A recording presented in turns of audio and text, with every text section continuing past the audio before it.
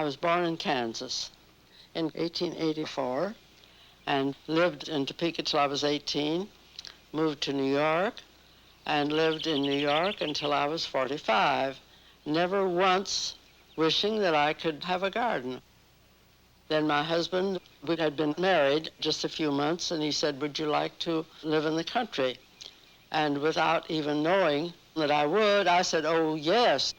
And he bought this place, and we hadn't been here more than 10 minutes that I wasn't out there looking at the lilac bush and the apple trees and so on.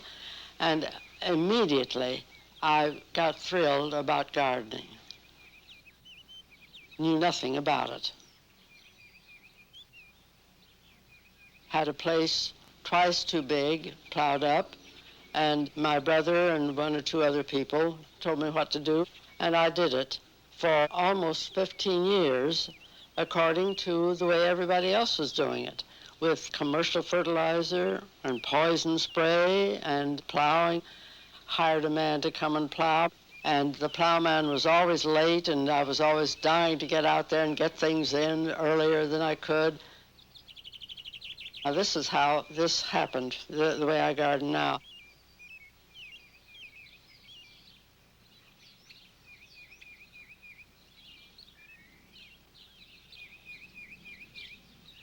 One morning in early April, I went out to the garden, couldn't do anything, just went out to shed a tear because I couldn't begin to plant. The plowman hadn't come. I walked over to the asparagus, and I said, we don't have to plow for you. Why do we have to plow for the other vegetables? And the asparagus said, you don't. Go ahead and plant.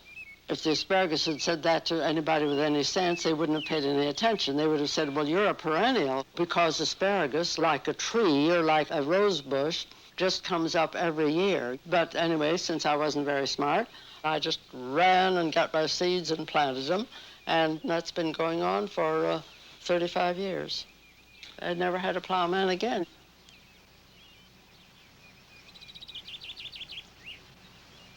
If I told you that the way I garden is very little work, you wouldn't know what I mean because you don't know what I call very little work. You might think that I meant I only work 6 hours a day instead of 12. So I'm going to tell you exactly how I garden. I have a vegetable garden, 45 by 50, in which I grow vegetables for 2 people all the year round. Sorry to make you jealous, but I haven't been in a supermarket for at least 14 years. I grow all the vegetables for the 2 of us, freeze the surplus, and do all of that work myself. I have a few flower beds, not big ones, but a few. I do all that work. I do all of my housework, my cooking, and I answer a terrible lot of mail, and I never do any of this after 11 o'clock in the morning. Now, the hands go up. Your hands are going to go up and ask me what time I get up, and my answer to that is somewhere between 6 and 8, according to when I feel like it and when I want to. And the first thing is a long, leisurely breakfast, Roman style, stretched out on the couch. But I'm all through with all of this after 11 o'clock in the morning. The reason is that I never plow or spade or cultivate or weed or hoe or use a fertilizer or use a poison spray or use a compost pile or water. I just plant and pick. The reason that I can do all this is because I keep my ground covered all year long on hay mulch, which rots, fertilizes the ground, keeps down the weeds, keeps the ground soft, and that's all there is to it.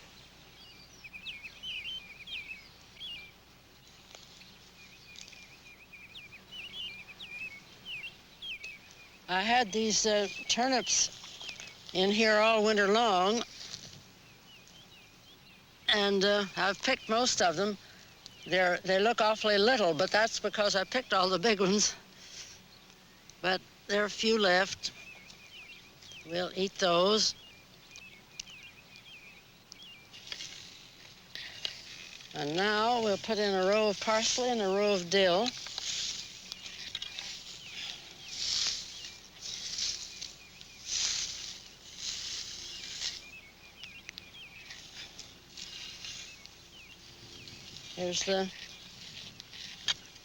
We eat them together, so we plant them together. Why not?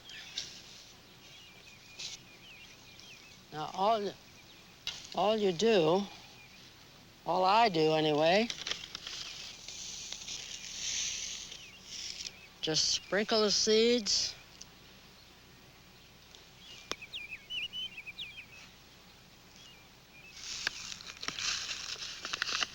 Now, I never really cover seeds the way most people do.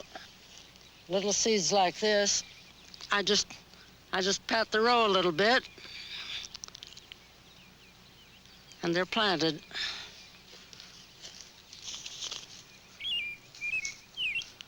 And the same with the dill.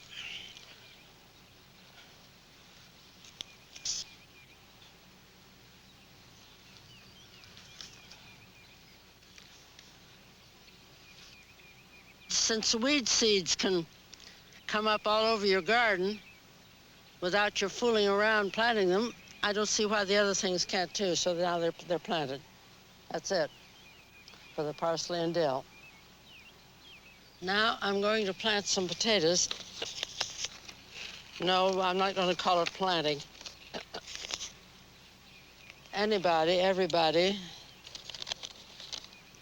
wouldn't dream of planting potatoes like this, but I can think of no reason why not. They grow.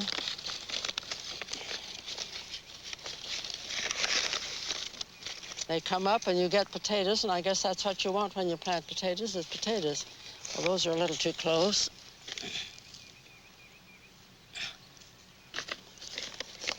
See, I had these in the house all winter, and then they begin to sprout, and then instead of throwing them away, you just come and throw them on the ground. And later on in the year, you come out and pick some potatoes. It's very simple.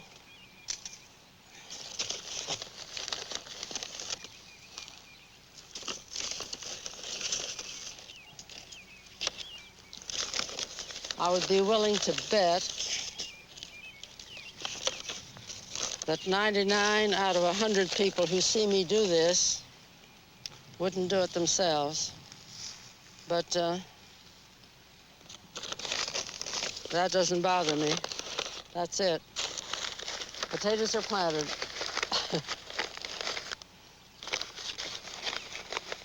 We're through with that job. Get some hay on top of those potatoes. Otherwise, they would just lie there and die. And we don't want them to die, so we'll do this.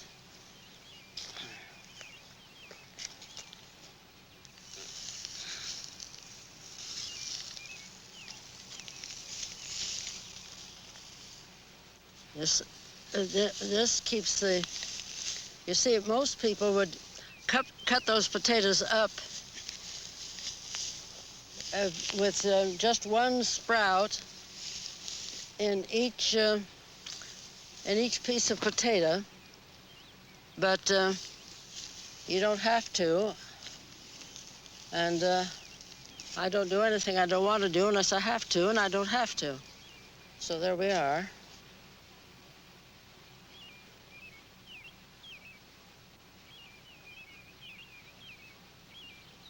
I'm covering these potatoes because if I didn't, the sun would just bake them and they would die. I just keep the sun off of them, and they will grow right through the hay. You can't do this with a hard hay, or they couldn't get through. I never put any hay on top of seeds. The hay around the garden is for two things. The main thing is to fertilize your soil. But the other thing that the hay does is keep your ground moist. In all of the over 35 years that I have planted this way, I have never had to water once. As I plant all my seeds now, I take just a little cottonseed meal and sprinkle it right with the seeds. Just in case it does rain too much, cottonseed meal supplies the nitrogen that plants have got to have.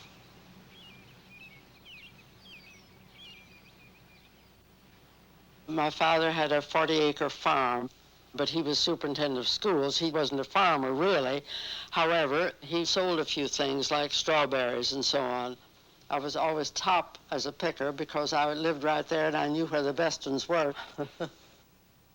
My mother was a person who never told her 9 children what to do and what not to do. And she said, I just pay attention to my inner voice. And since I wouldn't think of doing anything that somebody else tells me, how on earth could I be so unfair as to go around telling anybody else what to do?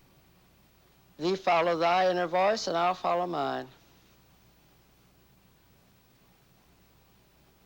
My father was not as noticeable that way as my mother, but he also didn't interfere. My father said to me once, Ruth, it's good to think for yourself, but just once in a long time, couldn't you think like other people? And I asked him like who, and he changed the subject.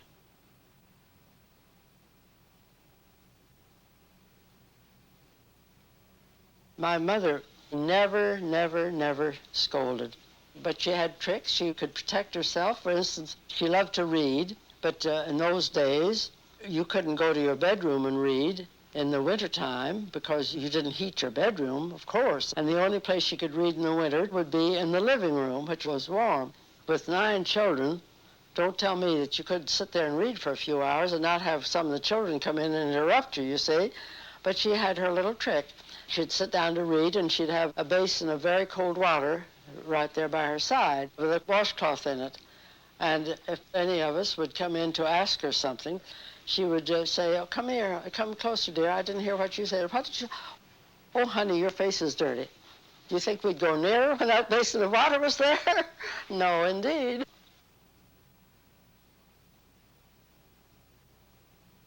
What I feel I know for sure is do what you want to do and don't tell other people how to behave. To make rules for other people, I just don't get it. For instance, when I helped Carrie Nation smash saloons, that was a big thing. They shouldn't do that, you see. Well, now when I take a drink, I say, forgive me, Carrie Nation, I've got to have a little drink.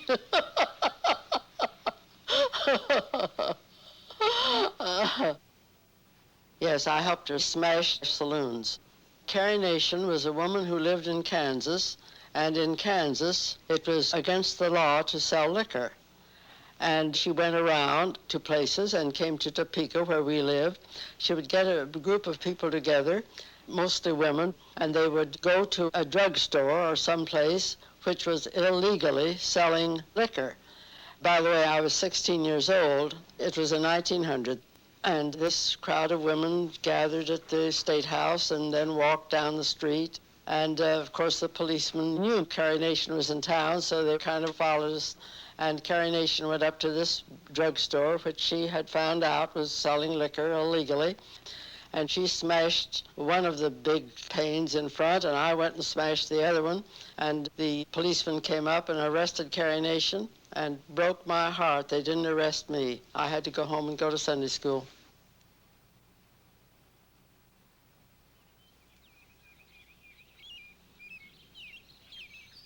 There's nothing dull about gardening, I can tell you that.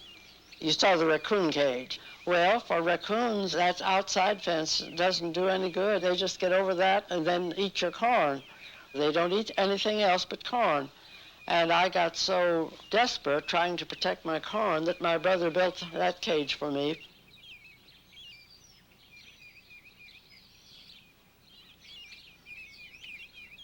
I don't know whether I told you how I finished one of my articles about the raccoons.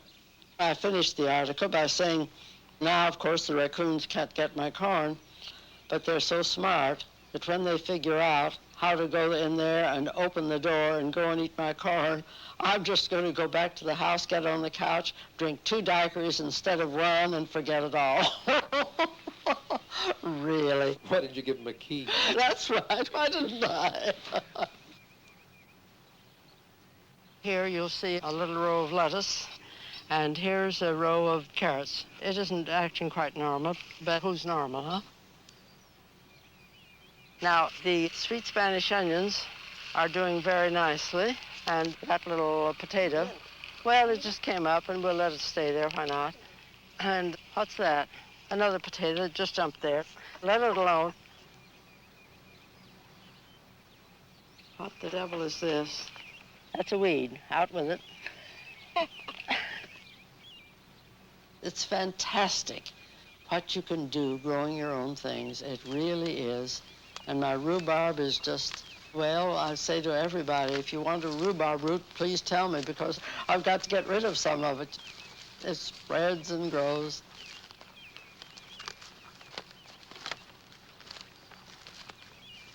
Now, I don't know how many people are interested in soybeans, but they are full of protein, as I guess we know. But almost nobody grows soybeans, because if you go and buy soybeans in a market, they don't taste very good. But if you grow your own soybeans, they are absolutely delicious. I've had 7,000 people from every state in Canada to come and look at the garden. I keep a book where they write their names, you see. I'll tell you right now, my husband has been dead for 15 years, and living alone like this, I don't know what on earth I would do if I didn't have this garden thing to write about, to help people with, to talk to garden clubs. I don't know how I could feel that I was doing anything that made it necessary for me to stay alive.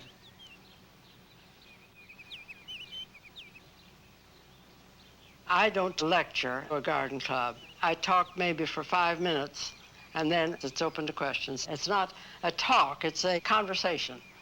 I don't think I could have gone through it year after year, getting up, yap, yap, yap, yap, yap, yap, yap, you know, trying to say the same old thing over and over. When they ask me what I charge, I say, whatever you give your most highly paid speaker. That sounds conceited, but it is because I've found out that they give the highest amount to people who tell you how to put flowers in a vase, and I've got something more important to tell you than that. That's an art in Japan. What, dear? Flower arranging is an art in Japan. In Japan. Well, it would never, never occur to me to tell any other grown human being how to put some flowers in a vase.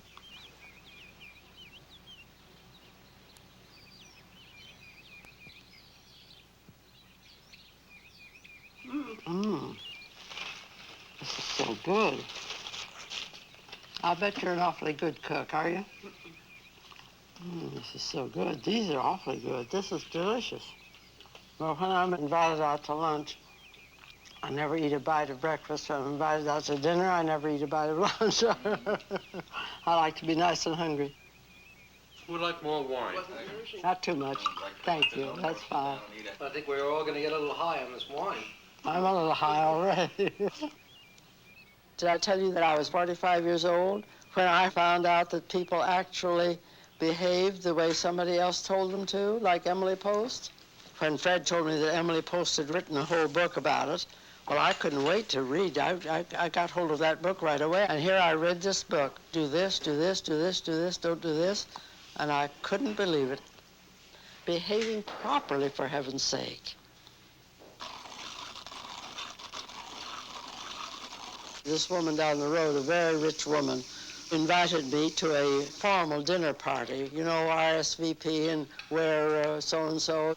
What do they call it, black tie or something like that. I wrote her back. I liked her, but I said, I'm sorry I can't come to your party because if I did, I would embarrass you. I wouldn't know how to behave. I wouldn't know what to wear. I would do all the wrong things, and you would be upset, and I thought that would finish me with her. And the next day, somebody knocked on the door, and here was one of her servants with a great big bunch of beautiful flowers for me. So at least it didn't make her mad. She's nice. I've been there a few times since, but not to a formal party, for heaven's sake. Huh? I couldn't go to a formal party. I loved my husband very, very much. I really mean it when I say that I'm sure that he is the only man in the world who could have stood staying married to me, because I always was out of order. I mean, the things I did, I would go down there to garden, and the minute I got down there, I would take off all my clothes and garden naked. I've always loved the air on my body. And I never said a word to Fred about it one way or the other. It never occurred to me to mention it to him. And I came back every evening around 5 o'clock and put my clothes on before I came back. And one day I came back at 6. And Fred was out in the barn doing his stuff. He made all these wooden things and so on. And shortly after I got in, he came in and he said, "Oh, you worked longer today, didn't you?" I said, "But how did you know?" I was just curious how he happened to know. And he said, "It was easy. As a rule, as the cars go along the road, after 5 o'clock, they just go on. But up until 5 o'clock, they kind of go very slowly and then look down where you're gardening." So I knew that you didn't come up until 6, because up until 6, they still stopped.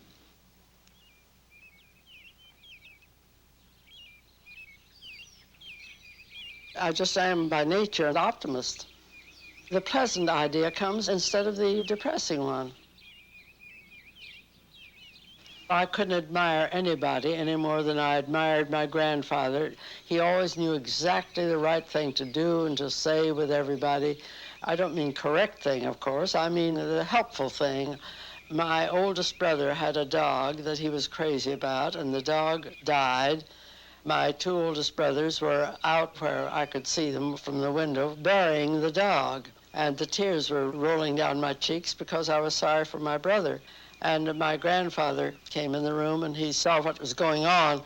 And he said, "Oh, come here, Ruth, I want to show you something." He took me over to the other side of the room and he said, "Here's the rose bush that you planted yourself. And look, it has a flower on it. You can go out and pick a flower off of your own rose bush." I started out and he put his arm around me and he said, "Thee was looking out of the wrong window, dear."